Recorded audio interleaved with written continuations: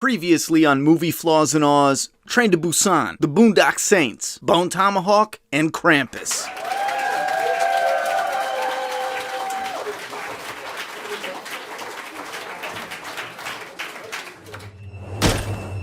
For my whole life, I didn't know if I even really existed. But I do. And people are starting to notice.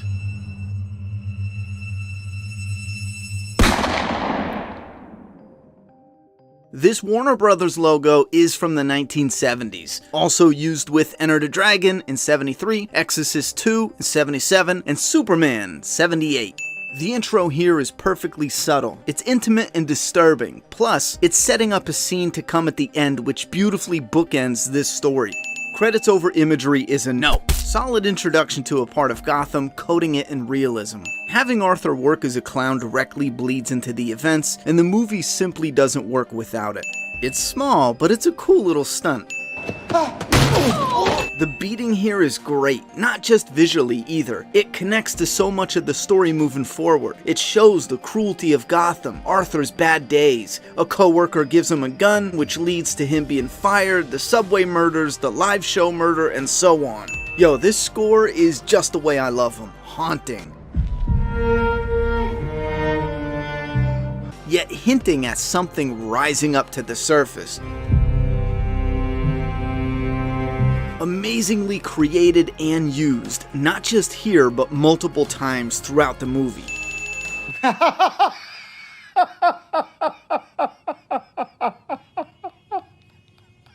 His laugh condition is shown without explanation first, leaving the viewers creeped out, uncomfortable, and most importantly, judgmental. Remember the sadness and the pain in his face as and after he laughs. This is set up for a scene to come later on that'll make you appreciate this moment even more. Just wait, we'll get to it. Solid performances from both actors. The Notebook is utilized to peek inside Arthur's mind, getting an intimate glimpse of something disturbing. Slick camera work, but again, remember this moment. Remember the sadness. We'll be adding on to this as we go on. Now, a kid looks sad and Arthur's first instinct is to cheer him up. It adds complexity and layers to the character. Now we get the card explaining his condition. And for those of us that previously judged him, we feel bad that we did. And focus on his struggle to stop the laughter here. It's all Arthur, setting up his transition to come. Yo, she didn't even give him his card back. The first time we see the steps, Arthur walks up them, which symbolically is something that's supposed to be positive, a level to measure success. However, he's sad, shoulders slumped. This is set up for a payoff later. Arthur and his mother sit down to watch their favorite TV show, and the scene expertly transitions while also telling you boldly to pay attention. This is a huge hint for what's coming as they reveal Arthur sitting in the audience. Casting Robert Deniro as Murray Franklin was a great touch. Movie fans will appreciate the homage and connections to King of Comedy and Taxi Driver. This daydream sets up what'll be a big reveal later on, but it doesn't play stupid for the audience. Some will notice Arthur's confidence and swagger is on full display. I'd give it all up in a heartbeat to have a kid like you. That's creepy. Yo, I'd give him 2 weeks vacation and a raise if he stopped looking at me like that. Hell, you're part owner. Just never look at me like that again. The girl next door, Sophie's setup, is executed fine. Arthur is odd, but he's not overly so, which would overplay their hand at holding back a reveal for later. Don't you have to be funny to be a comedian? Ouch, that's coming from your mama. The dancing and the gun, two vital parts to this story. Stalking Sophie is connected to the plot in the sense that it leads to the delusion. The girlfriend angle is the only aspect of the movie that I don't have much connection to. Since it's very sharp and it's over and done with, I feel that helps to not drag down the story, especially for those of us who aren't really that much into it. Arthur's laugh, out of sync with the audience, nicely showcases he's out of sync with society.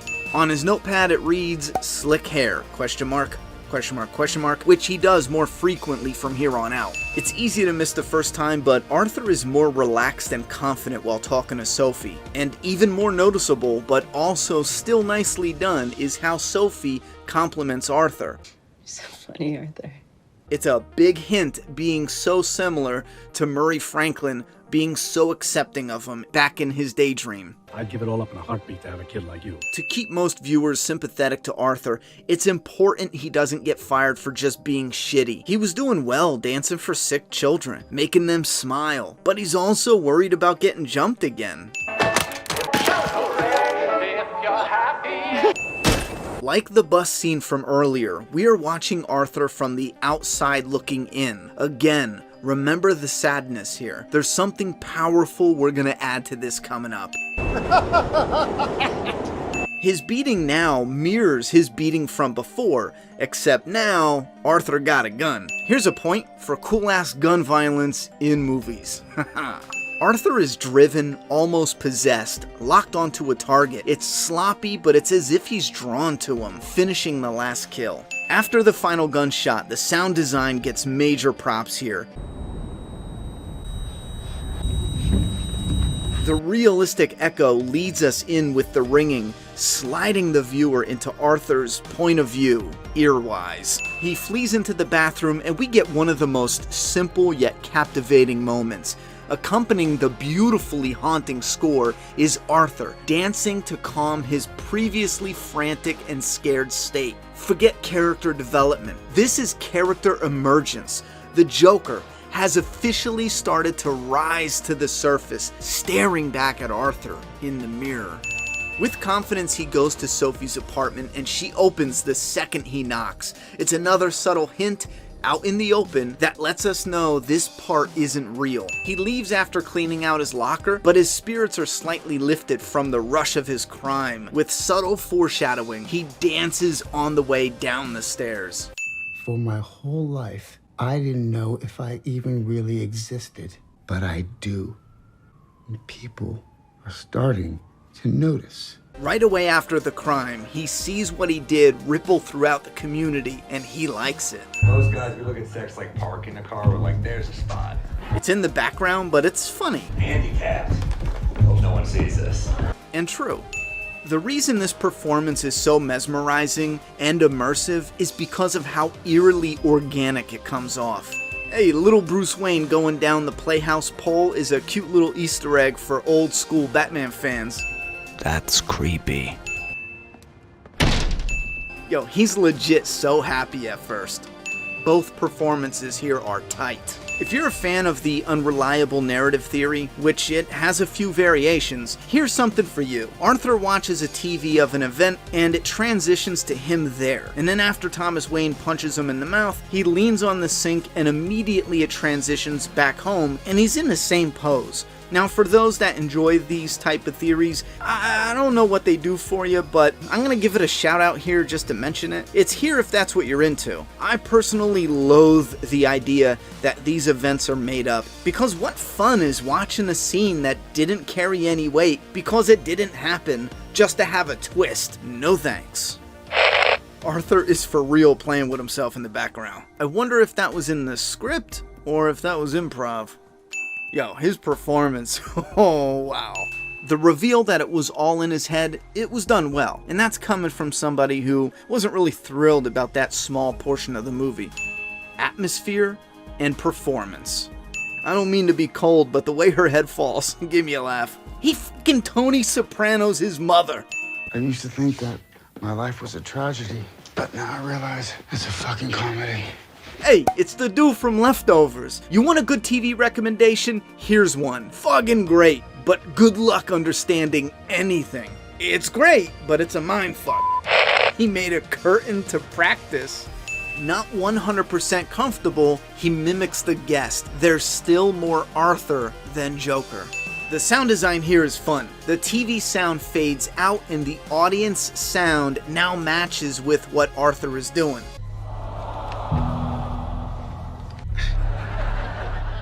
It's slowly fading in his instability into the moment for the viewers to experience. The suicide rehearsal sets the viewer's expectations up. This is planting the seed of what could happen in our minds. It's a plant so they can subvert our expectations later. Man, he looks the creepiest like this. Honestly, with all the whining from the clueless masses about the violence, these kills are pretty damn tame. Still a solid kill, with a good amount of blood spraying out of his neck. With that said, I would have liked some more blood and gore, to be honest. Maybe one day we'll get a truly vicious, violent, and bloody Joker representation. One can only hope. After he kills Randall, there's a successfully suspenseful scene, leaving us to wonder if he'll kill Gary.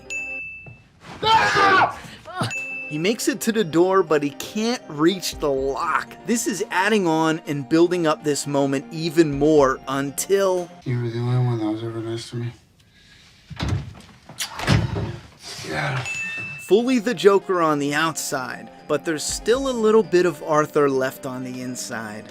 Going down symbolically is seen as a negative, a bad thing. Down and out, going down, and so on. Here we have Arthur dancing down the stairs. His emotions and spirits at an all-time high, compared to previously when he was walking up the stairs with his emotions and spirit at an all-time low. He's now fully embracing how out of sync he is with civilized society.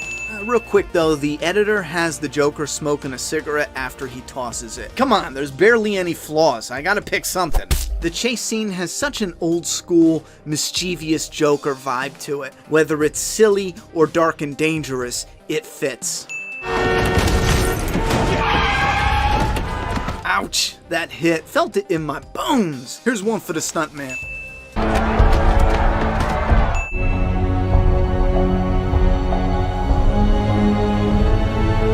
I love this little scene with these three. It's like a little tease to what's coming. Can you introduce me as Joker? That's what you called me on the show. A Joker. Do you remember? And you know, Joker it is. It's good. Take notes, Han Solo. This is how you do a name origin. Smooth. Adding on to that seed they planted. Just like when he slowly danced after killing the three guys on the subway, Joker slowly begins to dance backstage. It grounds him, bringing Joker to the surface even more now than ever before. The workers are looking at him like he's nuts, and oh how right they are. I didn't even notice this, but my daughter just pointed out that the guy reaches under the curtain and takes the cigarette once the Joker tosses it. I never even noticed that little bit. Maybe y'all did, but I didn't notice it, and I don't know why, but it gave me a chuckle. So I want to share that. Moving on. Unlike when he practiced his entrance, where he just mimicked another guest, this is all Joker. The confidence he mastered in his delusional life now bleeds over into the real world. This is exactly how I imagined it. Well, that makes one of us. There's just so much packed into this moment, and it's all fire. From the visuals to the pacing, dialogue to playfulness and tension, the performances, the way the score builds up. I fucking love this whole scene, and Murray's final exit is tough. Get what you fucking deserve! Afterwards, there's a clever transition to news reports. We pan back, seeing numerous monitors giving us the feel of the growing scope, which is important to the story flow because these news reports are connected to the mob coming up, which are also shown on a few monitors. And if you missed it, one monitor shows the Joker saying, "That's life." And he laughs, which is arguably an Easter egg for the Dark Knight's Joker. You see, Gotham is burning. With a reporter confirming he was taken into custody. It's in pieces, but it's expertly crafted to keep the story flow flawless. Leading in with a killer song and a patrol car containing the Joker, we get one of the most clever payoffs that I fucking love. Remember previously when I told you about Arthur staring out the bus and seeing nothing for him out there in Gotham? Then he stared out the subway window and again he sees nothing out there for him. And now He stares out the patrol car window and he sees something. Just like those crazy little notes scribbled in his notebook, he sees Gotham and they see him. Joker finally has what he's always searched for. He does exist, and people have noticed. Isn't it beautiful? The Joker character is a pop culture icon, and even though the story here doesn't call for the Joker to have goons and followers, it's vital to show how he could gain them. Having the clown mask wearing rioters crash the police car not only holds true to the many representations of the Joker character busting out of lockup, but it shows how this Joker could become very dangerous, gaining a small army of loyal followers. On the flip side, the story of young Bruce Wayne fits seamlessly along the rioting. Once we see them exiting the theater, we know this is it. This is that fateful night that changes everything for young Bruce.